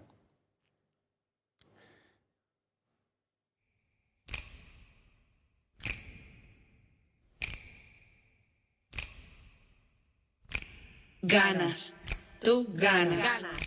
Ganas de Madrid con ganas. Ganas. Ganas de Madrid con ganas. Tú ganas. Ganas. Ganas de Madrid con ganas. Ganas. Gana Madrid. Ganas. Con ganas. Ganas. Ganas de Madrid con ganas. Tú ganas. Ganas de Madrid con ganas Madrid. Ganas. Ganas. Ganas. Ganas. Ganas de Madrid con Ganas de ganar con ganas.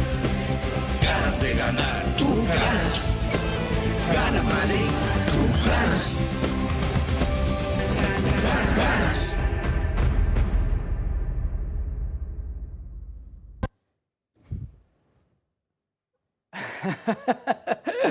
¿No le ha gustado el spot, señor? No voy a opinar. Yo creo que los políticos en campaña electoral tienen absoluto derecho a hacer el ridículo como les plazca.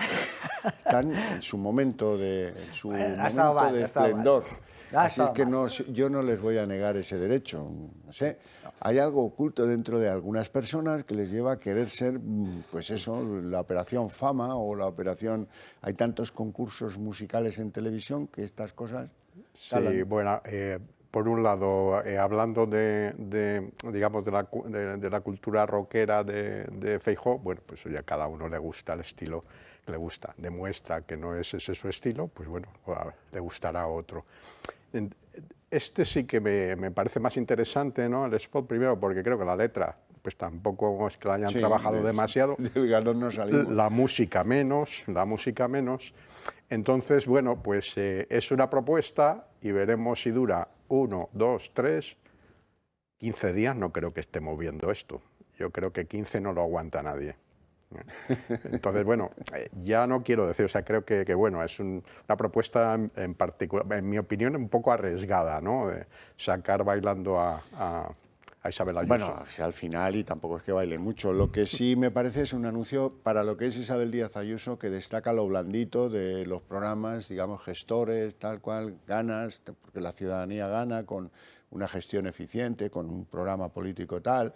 Pero lo que le gusta a la gente de Isabel Díaz Ayuso no es exactamente eso, que se queda pues en la antítesis del vídeo.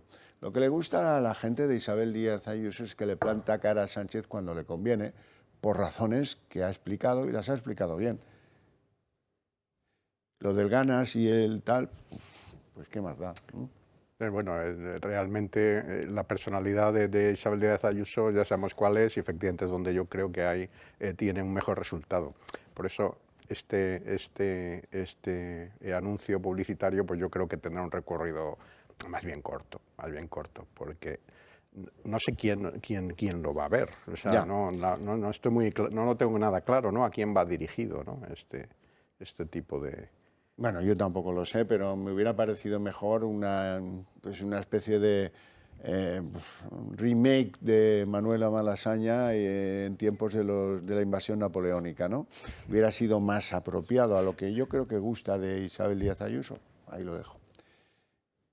Vamos a hablar, y terminamos el programa aquí, con una mala noticia para Ximo Puig, que también se la está jugando en la Comunidad Valenciana, porque acaban de salir 3 sacas 3 llenas de facturas de cosas que pagó el Ayuntamiento de Morella, su anterior destino político, a su hermano Francis Puig, que dirige una serie de empresas a las que el Ayuntamiento contrataba para que gestionara su publicidad institucional.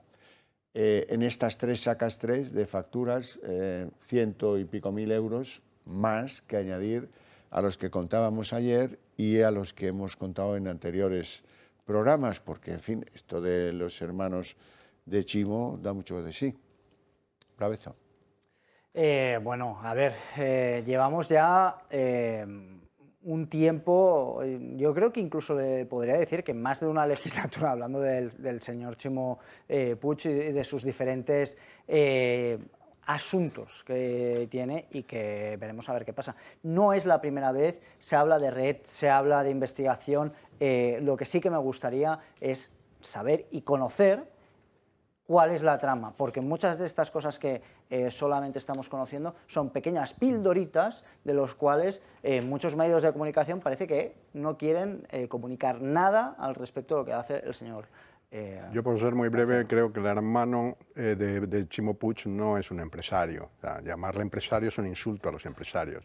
Es un conseguidor, ¿no?, de dinero público, ¿no?, por vías no legales, o si son legales, por vías no honradas y no honestas. Esa es mi opinión y bueno, pues... Sí, así parece, la verdad. Bueno, pues no tenemos tiempo para más, lo tenemos que dejar aquí. Y mal que me pesa, porque estábamos divirtiéndonos con eso de los anuncios de las elecciones y aún quedan algunos más que les tendré que enseñar otro día. Bueno, mi agradecimiento para ustedes dos por su presencia y sus opiniones en el programa. A ustedes todavía más agradecidos porque nos siguen y espero que se lo pasen bien y espero que me manden algún SMS al 28088 porque les gusta el programa, ¿eh? Más barato que invitarme a mí a un café. Ahora, el premio también lo tengo pensado para ustedes, que es al salir de aquí, giramos la compuerta publicitaria y empezamos aquí mismo el día en 30 minutos.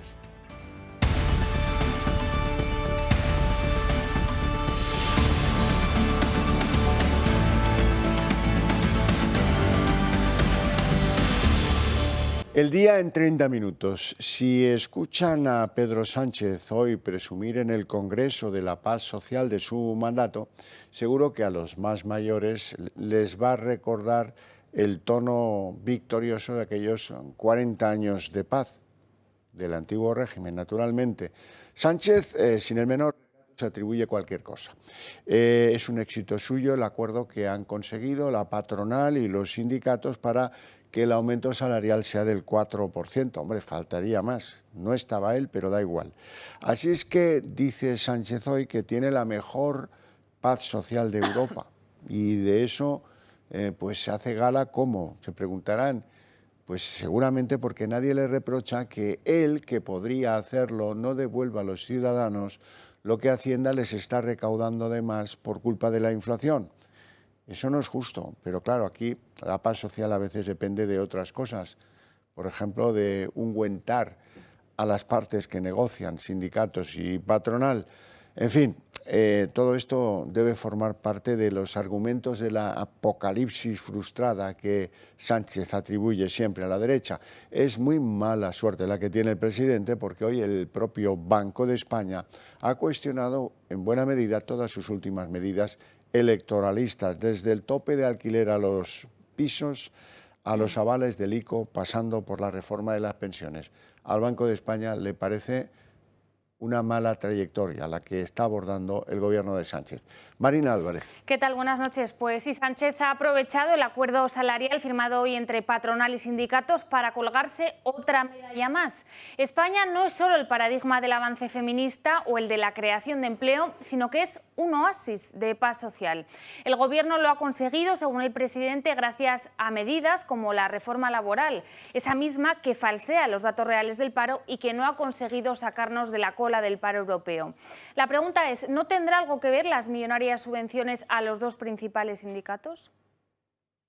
Hoy, precisamente, los agentes sociales, los empresarios y los trabajadores van a firmar un acuerdo salarial muy importante. Y además hay que escuchar lo que dijo el presidente de la COE, el señor Garamendi, ayer en uno de los principales medios económicos del país, que subrayó que iba a haber paz social hasta el año 2025. Lo hay porque hay diálogo social. ¿Y por qué hay diálogo social? Porque este Congreso, a propuesta del Gobierno, aprobó una reforma laboral que recuperó el diálogo social que ustedes desmantelaron con su contrarreforma. Bueno, este paraíso social del que presume Sánchez se cae por su propio peso. Los funcionarios de justicia se suman a jueces y a fiscales y convocan una huelga indefinida desde el próximo 22 de mayo. Quieren una subida salarial como la que lograron los letrados tras 2 meses de paro con 350.000 juicios suspendidos. El malestar con el gobierno no solo afecta al área de justicia. Los inspectores de trabajo llevan también semanas con paros parciales y amenazan con ir a la huelga total si el ministerio no soluciona la falta de personal. Los inspectores de Hacienda, que lo ven por su parte, convocaron una protesta el pasado 26 de abril contra la norma que permite ascender a funcionarios a dedo. ¿Y qué nos diferencia de los vecinos del norte franceses cuando les reforman las pensiones? Pues que aquí no pasa nada, la reforman y no pasa nada, y nunca pasa nada. Y a lo mejor en eso tiene mucho que ver el plan de ayudas públicas a sindicatos y a patronales que ha llevado a cabo Pedro Sánchez desde su primer gobierno en 2018 hasta hoy. Pero desde luego lo que hemos podido contabilizar solo llega hasta hasta junio del año pasado, de 2022. ¿Qué dicen esos datos? Pues dicen que en total aproximadamente el 30% lo pone el Estado, las comunidades autónomas un 60% y los entes locales otro poquito, muy poquito. En resumen, 1.186 millones de euros para ungüentar, para regar, como lo quieran ustedes decir, a sindicatos y a patronales. ¿Y en qué proporción? Dirán algunos. 60 y algo % los sindicatos, que son los que se llevan los más glotones, los que se llevan más trozo de la tarta. Y la patronal, que tampoco se queda atrás, con el 40% restante. Bueno, el presidente del gobierno del periodo más inflacionario de la historia reciente de España, que no devuelve nunca lo que recauda de más Hacienda por culpa de esa inflación, se ha atrevido hoy a presumir de paz social, aunque se trate de un acuerdo bilateral entre sindicatos y patronal en el que él ni siquiera estuvo. Pero Sánchez tiene cara para eso y para más, y para presumir de tener la mayor paz social de Europa. ¿Cómo se mide eso, Sánchez? ¿Tendrá que ver eso con esos 1.200 millones con los que ha regado a sindicatos y a patronal desde que llegó por primera vez al gobierno en 2018? Para conocer méritos a Sánchez en materia de paz social, habrá que estudiar qué es lo que está pasando en el sector público, que es donde Sánchez es el verdadero empresario. Bueno, pues ya saben, los trabajadores públicos están que bullen. Huelga en los juzgados, amenaza de que se haga indefinida, los fiscales, los jueces, los inspectores de trabajo, antes lo han visto, todos. Y en algunas comunidades la parte que depende de Sánchez del sector sanitario. Así que donde manda el empresario Sánchez, ahí no hay paz social.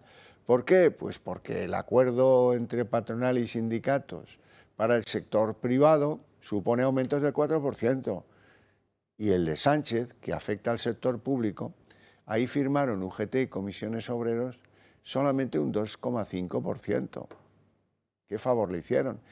Y la inflación, eso sí, es igual en ambos mundos, el público y el privado. Así es que la amenaza de huelga en la función pública española se está extendiendo como la pólvora y en todas las categorías de los servidores públicos, porque no van a aguantar esta afrenta.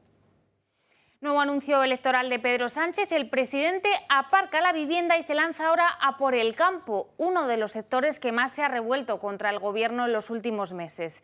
El Consejo de Ministros anunciará mañana una batería de medidas para frenar la crisis de la sequía, en su mayoría ayudas a ganadores y a agricultores. Lo hará en un pleno extraordinario apenas unas horas antes del inicio de la campaña electoral, del que una vez más no se había informado a su socio de Podemos. Los sondeos, lo cierto es que no le son muy favorables a Sánchez, que podría perder hasta 6 comunidades. El presidente, tras el fracaso de esa campaña de Doñana contra el PP, se lanza ahora por el voto del campo.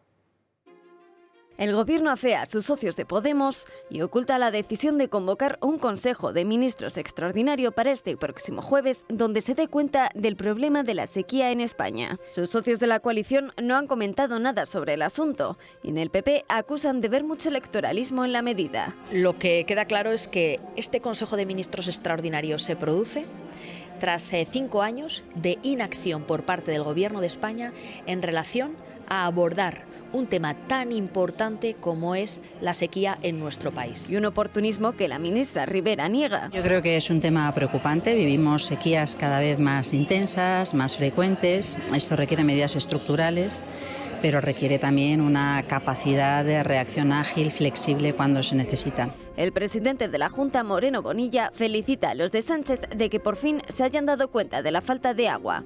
Y ahora se han dado cuenta de que han metido la pata. Ahora ellos se dan cuenta de que no se puede ir por la vida sin tener un discurso del agua, sin hacer políticas del agua. Todo está mal. De hecho, el andaluz ha sido uno de los primeros en apremiar al Ejecutivo a asumir responsabilidades en entornos como Doñana y a acometer en esta región de Huelva las obras hidráulicas prometidas para afrontar el problema. Uno que no solo afecta a la fauna y a la flora, sino también a los ganaderos y agricultores de toda la península. A este aspecto, las alarmas han saltado al conocer que nuestro país permite la entrega de agua procedente del Tajo a Portugal, 6.616 hectómetros cúbicos de agua, por encima de los 2.700 que permite la Convención de la Albufeira, mientras deja desamparadas a provincias como Almería, Murcia o Alicante, que dependen del trasvase del Tajo Segura y que ahora se secan. Y el otro gran activo de Sánchez, el de la vivienda, ha sido desmontado hoy por el Banco de España. El organismo alerta de que el control de los precios podría reducir la oferta del alquiler e incluso afectar a la calidad de los mismos como contrapartida a la menor rentabilidad del propietario. El Banco de España tampoco ve con buenos ojos los créditos del ICO a las hipotecas. Considera que este mecanismo fue efectivo durante la pandemia, pero que no soluciona un problema que es estructural y que requiere ser abarcado desde diferentes puntos de vista. Hoy en el Congreso, Inés Arrimadas, la lideresa de Ciudadanos, y Pedro Sánchez han mantenido un pulso bastante vibrante. Ella le reprocha que trata mejor a los terroristas que a los demócratas, y a él que todo esto de las críticas, pues como que le viene ajeno, se ha sacudido este reproche aludiendo a las apocalipsis frustradas que pues saca a pasear la derecha española. A los violadores les han sacado antes de la cárcel, a los corruptos les han rebajado la pena por malversación, a los terroristas les han acercado al País Vasco. Usted es un gobernante inverso, ayuda a quien debería perseguir y persigue a quien debería ayudar. Las reformas que está implementando este gobierno está haciendo que nuestro país crezca más que las principales economías europeas, está haciendo que tengamos la creación de empleo que no hemos tenido nunca en nuestro país. En definitiva, gestionamos mucho mejor la economía que la derecha. Sánchez ordena a sus ministros mantener silencio sobre la presentación de Bildu de 44 etarras a las elecciones municipales. La ministra de Igualdad, Irene Montero, es la única que se ha manifestado y ha asegurado que los abertzales son un partido democrático que tienen libertad como cualquier otro para elegir a sus candidatos. Las víctimas aseguran que aunque sea legal la concurrencia del terrorismo a los comicios, es una inmoralidad. Muchos denuncian, se presentan incluso con el alias que tenían en ETA. Sánchez calla. Yo comprendo su frustración, la comprendo, pero no comparto su estrategia de descalificación y de insultos. Y no se inmuta por el gesto de Bildu, uno de sus socios preferentes esta legislatura, de incluir a terroristas en sus listas electorales del 28M. Yo, desde luego, no voy a utilizar jamás el drama del terrorismo para dividir a la sociedad, tampoco para enfrentarla. Se han cumplido 5 años desde la disolución y la desaparición definitiva de ETA. Partido el de Otegi, que en el hemiciclo han recordado que ni se ha arrepentido ni pedido perdón a las víctimas por sus actos. Que Vox tenía razón, aunque quizá nos habíamos quedado cortos. Cuando nosotros decíamos que eran filoetarras, y aquí se nos ha quitado la palabra, aquí se nos ha censurado por decir que son filoetarras, nos hemos quedado cortos porque realmente los de Bildu son etarras. El portavoz de los socialistas, Patxi López, admite que no le gusta. No lo voy a valorar, no me gusta nada. López, además, figura que ha sido la que más ha justificado dentro del Ejecutivo sus pactos con la formación abertzale. Sus socios de la coalición de Podemos, junto con los de la Esquerra, aplauden la noticia. Bildu es un partido democrático que elige sus listas por los procedimientos que ellos consideran oportunos y no tengo nada más que decir. Lo que no es opinable, y es pura información, es que ETA no existe hace más de una década. Al final yo creo que la izquierda abertzale, guste más o guste menos, es una fuerza importantísima en Euskadi, en Euskal Herria, y hace política. Aunque eso sí, han sido varias las ministras de Sánchez que han reaccionado a la carrera en los pasillos del Congreso para no opinar sobre el asunto ante los medios. El líder de los populares, Núñez Feijóo, lo ha dejado claro.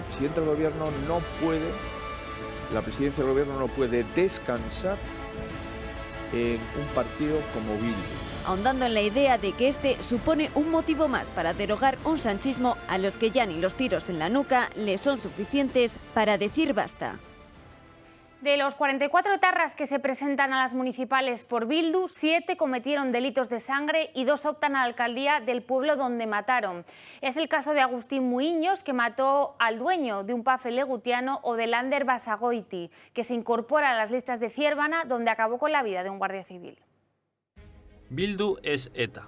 Este hecho se ve reflejado en que 44 integrantes de las listas del partido de Otegi fueron condenados por pertenencia a la organización terrorista, 7 de los cuales incluso fueron condenados por participación en varios asesinatos de la banda. Agustín Muiños Díaz, alias Tinning, número 6 en Legutiano, en Álava, condenado a 29 años de prisión por el asesinato de José Antonio Julián Vallano en 1985. Begoña Uzkudun es la número 3 en la localidad de Regil. Asesinó a José Larrañaga Arenas en 1984 y fue condenada 5 años después a 18 años de cárcel. Como número 21 en la lista de Irún va Juan Ramón Rojo González, que asesinó a Francisco Gil Mendoza en el año 1991 con una pena de 30 años de cárcel. Asier Urribarri Benito es el número 4 en la lista del municipio Maruri Jatabe. Fue cómplice en el asesinato del guardia civil José Manuel García Fernández en 1997 y fue condenado a 16 años de prisión. Cómplice de este mismo asesinato fue Lander Maruri Basagoiti, que es el suplente número 2 en el municipio de Ziérbana. José Antonio Torrealtonaga, alias Medius, es el segundo suplente en las listas a la localidad de Munguia. Colaboró en el asesinato de Alberto Negro Higuera y de Andrés Guerra Pereda, en 1978. 20 años de cárcel por ambos crímenes. Y por último, Juan Carlos Arriaga Martínez, número 3 en la localidad de Berrioplano. Asesinó en el año 1984 a Jesús Alcocer Jiménez, 29 años de prisión. En resumen, Bildu es ETA. Los tribunales de justicia franceses han decidido que sea enviado a España el etarra Kantauri para ser juzgado aquí por el asesinato de Miguel Ángel Blanco. Se acordarán porque en la memoria de todos los españoles quedó este asesinato que se produjo en julio de 1997. Ahora ha sido a través de una petición del juez de la Audiencia Nacional, Joaquín Gadea, quien activó una euroorden en noviembre del año 2021, cuya consecuencia Kantauri va a ser devuelto a España. ¿Por qué? Pues porque Kantauri, según otros testimonios de etarras, fue el personaje de la banda terrorista que dio orden de capturar a Miguel Ángel Blanco. Recordarán también que 48 horas después de esa captura, Miguel Ángel Blanco fue asesinado después del famoso ultimátum de 2 tiros en la cabeza en un bosque de Lasarte. Bueno, y dentro del ambiente electoral hay algo que llama mucho la atención, que tiene que ver con el futuro de Emiliano García Paje. ¿Por qué? Porque hay un gran malestar en los dos poderes de Sánchez, Ferraz y Moncloa, contra el barón manchego. Es que no puede decir Emiliano García Paje lo que piensa y dice que el gobierno mima a sus socios pero descuidan al partido. García Paje ya comenzó una estrategia de desviarse del gobierno y desde luego nadie cree que eso lo haya hecho sin mirar de reojo las encuestas, a ver cómo le va a él esa alianza sin diferencias ni matices con Pedro Sánchez. No le debe ir muy bien porque ha criticado varias veces al gobierno por sus cesiones constantes al independentismo catalán. La última de ellas cuando se reformó el Código Penal para rebajar las penas de los delitos por malversación. Ferraz da un toque de atención a Emiliano García Paje. Advierten al presidente manchego que podría perder el gobierno tras enfadar a los votantes por sus críticas constantes a Pedro Sánchez. Y es que en los últimos meses Paje no se ha andado con pelos en la lengua y ha dejado poco margen a la interpretación. Que me declaro totalmente autónomo, incluso de mi partido. Autónomo, sí, autónomo para tomar decisiones. Porque yo sí puedo decir con tranquilidad que soy autónomo respecto de quien esté en Madrid. Ha criticado duramente los pactos que llevaron a Pedro Sánchez a la Moncloa e incluso las medidas más polémicas que se han decidido bajo su mandato, desde la derogación del delito de sedición y la rebaja de penas de la malversación. Soy muy contrario a la decisión del gobierno. Ni considero que sea de izquierdas apoyar los privilegios territoriales, eso es desigualdad pura y dura. Ni considero que sea tolerable pactar con los delincuentes su propia condena. Hasta la reducción de condenas a agresores sexuales por la aplicación del solo sí es sí. En la vida lo peor es instalarse en la soberbia y cuando se habla además de situaciones tan sensibles, cambiarla es lo decente, lo digno y lo honorable. Un distanciamiento con Ferraz del que ya nadie se sorprende.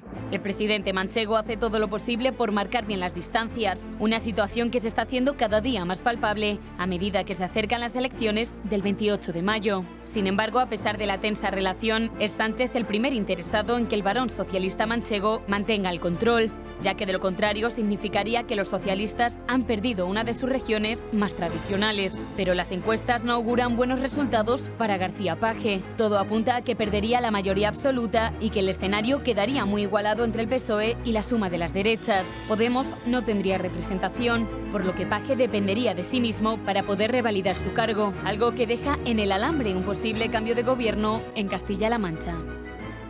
La Junta Electoral ha vuelto a abrir un expediente de sanción contra la portavoz del Gobierno, Isabel Rodríguez, por presuntamente utilizar con carácter electoral las ruedas de prensa posteriores a los consejos de ministros. Esta vez, ya hubo una primera vez, esta segunda vez, se han fijado en la rueda de prensa concretamente del 3 de mayo. Y bueno, como ya saben que aquí lo que se juegan es una multita que en el peor de los casos podría llegar a 3.000 euros, pues seguramente lo vayan a continuar haciendo ahora que estamos a punto de abrir la campaña electoral el 28 de mayo. Y el futuro de uno de los principales varones de Pedro Sánchez, Ximo Puig, se ha visto comprometido en las últimas horas. Hoy han aparecido 370 facturas nuevas que prueban que el presidente de la Generalitat favoreció a empresas de su hermano en sus 2 últimos años como alcalde de Morella, en Castellón. Estos pagos ascenderían a más de 104.000 euros y se suman ya a los 57 que reveló ayer el diario El Mundo y que prueban la relación predilecta que tenía este ayuntamiento con las empresas del hermano de Puig. Hoy el Partido Popular le ha pedido al varón socialista que dé explicaciones o que dimita de forma inmediata. La Fiscalía de Orense ha abierto diligencias de investigación penal por los audios difundidos que vinculan al alcalde de Orense, Gonzalo Pérez Jácome, con supuestas prácticas irregulares y corruptas. La denuncia fue presentada por el PSOE ante el Ministerio Público, así que 2 periódicos gallegos publicaron las primeras informaciones sobre esos audios que supuestamente el alcalde los niega, pero que supuestamente le involucran con asuntos bastante turbios de la financiación electoral. El Gobierno de Cataluña da un paso más en el ataque a la propiedad privada y expropiará hasta 70 pisos de grandes propietarios que lleven vacíos más de 2 años. Estas viviendas, que serán ahora destinadas a alquiler social, serán expropiadas haya acuerdo o no lo haya y a cambio de una contraprestación irrisoria. La Generalitat de Cataluña es incapaz de resolver el problema de la vivienda. Primero planteó el tope de los alquileres, una medida que se tradujo en la caída de un 10% de la oferta y en la subida de un 7% de los precios de las viviendas más baratas. Ahora la Generalitat lanza un ataque directo contra la propiedad privada al expropiar viviendas. El gobierno de Esquerra Republicana expropiará entre 50 y 70 viviendas para el alquiler social en 14 municipios que han sido declarados como área de fuerte demanda. Así, el Ejecutivo arrebata inmuebles a sus legítimos propietarios, escudándose en la ley para afrontar la emergencia en el ámbito de la vivienda, que dice así. El Gobierno usa todas las herramientas a su alcance para dar respuesta a las familias en situación de vulnerabilidad y que no tienen respuestas. El objetivo es que viva gente en los pisos vacíos. La contraprestación que otorga la Generalidad a los propietarios es irrisoria. El presupuesto es de 5 millones de euros. Si finalmente son 70 las viviendas expropiadas, el importe que recibiría el propietario de media sería de 71.428 euros, muy lejos del precio de mercado. Además, la expropiación se llevará a cabo haya acuerdo o no. El proceso es el siguiente. El Gobierno envía el requerimiento al propietario dado que su inmueble lleva más de 2 años vacío. A continuación, este tiene un mes para demostrar que la vivienda está ocupada o en proceso de estarlo. Si no lo hace, en los próximos 3 meses se debe alcanzar un acuerdo económico para que la Generalidad se haga con el inmueble. Si no hay acuerdo, se procede a la expropiación urgente. Esta es solo la primera fase de las expropiaciones. El gobierno secesionista tiene en el radar 189 viviendas que cumplen con sus requisitos. En definitiva, la administración catalana fuerza a los propietarios a vender a bajo precio o a hacer frente a la expropiación en peores condiciones si cabe, con el fin de aumentar el parque de vivienda social. El candidato popular a la presidencia de la Comunidad Valenciana, Carlos Mazón, en una entrevista hoy deslizaba un comentario que tiene su enjundia y su interés. Dividir el voto entre el PP y Vox no es muy buena idea, dice, si se quiere el cambio. Y lo que pasa es que, ¿cómo se arbitra eso de no dividir el voto? Es el elector el que, según demuestran las encuestas, ha decidido dividir el voto, aunque eso no quita que coincidan tanto los votantes del PP como los de Vox en querer ese cambio. El resto depende de los pactos y se llama política. Vuelven las sospechas de la implicación de altos cargos socialistas en el caso del Tito Berni. Unos audios revelan que Antonio Navarro Tacoronte, más conocido como el mediador, actuaba como puente entre el exministro Ábalos y el presidente canario Ángel Víctor Torres. Según Tacoronte, el extitular de Transportes le consideraba uno de sus hombres fuertes en Canarias. Ábalos habló por lo que él me dijo, Ábalos habló con el presidente y le dijo, oye, tienes uno de los míos ahí, llámalo, siéntate con él, dile lo que sucede y que él se encargue. Ya está. Así fue. Así, yo me quedé loco. Digo, pero yo lo conozco. Y dice, no, ¿qué te llama? Y me llamó. Me ha convocado para el martes. Y me dijo, ¿pero usted me conoce? Le digo, bueno, yo lo conozco desde que usted era alcalde. y usted me conoce desde hace muchos años. Dice, pues nada, nos vemos el martes en mi despacho. Y yo, vale. Un tribunal de Nueva York ha condenado a Donald Trump, al expresidente norteamericano, a pagar a una escritora llamada Jane Carroll algo como $5 millones por dos asuntos: abuso sexual, por cierto, en unos vestidores de unos grandes almacenes, y difamación. El presidente o el expresidente norteamericano dice que apelará esa sentencia y que vive una especie de caza de brujas contra su persona. Apelaremos este veredicto. Es una desgracia. Ni siquiera sé quién es esta mujer. No tengo ni idea. Ni de quién es, ni de dónde ha venido. Es otra estafa.